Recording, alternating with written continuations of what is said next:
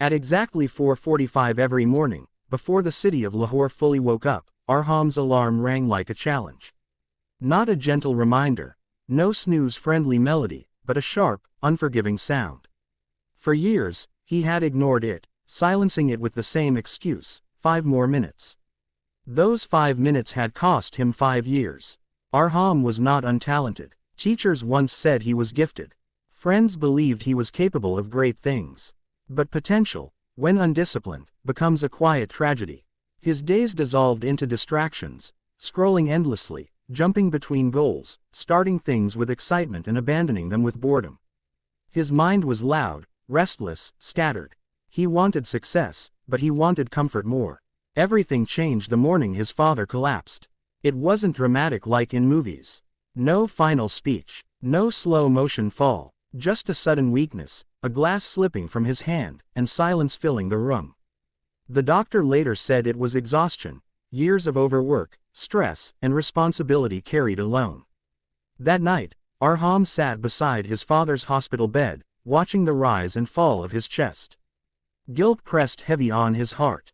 His father had worked with discipline his entire life, while Arham had wasted hours complaining about how hard life was. An old man sat on the next bed, quietly reading a book. His hair was white, his back slightly bent, but his eyes were sharp, focused in a way Arham had never seen. Not once did the man glance at his phone or the TV. "You look lost," the old man said without looking up.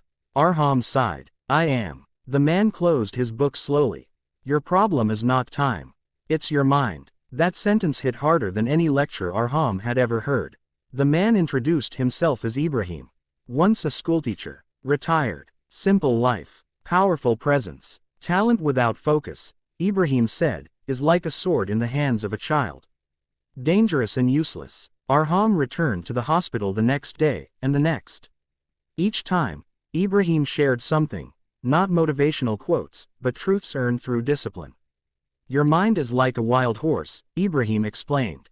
"If you don't train it, it will drag you wherever it wants. Comfort, fear, distraction. But how do you train it?" Arham asked. Ibrahim smiled. "You start small, painfully small, and you stay consistent." When Arham's father was discharged, Arham made a decision.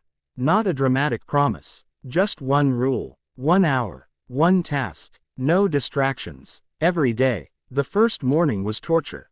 His phone buzzed. His thoughts wandered. His legs felt restless. He checked the time every 2 minutes. His mind screamed for escape. At minute 17, he almost quit. Then he remembered Ibrahim's words. "Discipline is choosing what you want most over what you want now." He stayed. That 1 hour felt heavier than a full day of work. But when it ended, something strange happened. Silence. Not outside. Inside. The next day, he did it again. And again. Weeks passed. The hour became 2. His concentration deepened like water settling after a storm. He stopped multitasking. He stopped chasing motivation. He learned something powerful. Focus creates motivation, not the other way around. One evening, Ibrahim visited Arham's home. They sat on the rooftop, watching the city lights flicker. "Most people think discipline is punishment," Ibrahim said. "It's not. Discipline is freedom. When your mind obeys you, the world opens." Arham began waking before his alarm. Not because it was easy, but because his mind had learned who was in control. Distractions still existed. Social media still called. Comfort still whispered. But now, Arham noticed them without obeying them. That awareness was power. Months later, Arham achieved what he once thought was impossible. He completed his long-delayed project. Not perfectly, not effortlessly, but fully. People noticed the change. "You've become intense," a friend said. "No," Arham replied calmly. "I've become focused." The biggest moment came when his father, fully recovered, watched Arham work late one night. "You've changed," his father said softly. Arham nodded. "I learned something late, but not too late." Years passed. Arham became known not for his talent, but for his discipline. When others panicked, he stayed calm. When others quit, he stayed still and focused. He understood that success wasn't about bursts of energy, it was about controlled direction. On Ibrahim's last day, Arham visited him in the same hospital where they first met. "I'm afraid," Arham admitted. Ibrahim smiled gently. "Fear is fine. A distracted mind is dangerous. A disciplined mind can walk through fear." "What was the most important lesson?" Arham asked. Ibrahim closed his eyes. "Your mind must become your servant, not your master."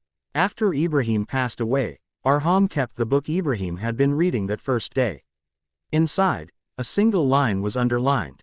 "He who conquers his mind conquers his life." Arham understood now. Deep focus wasn't about forcing the mind. It was about training it patiently, daily, quietly, without applause. And that is how ordinary people become unstoppable. Not by luck, not by talent, but by disciplining their mind, one focused moment at a time.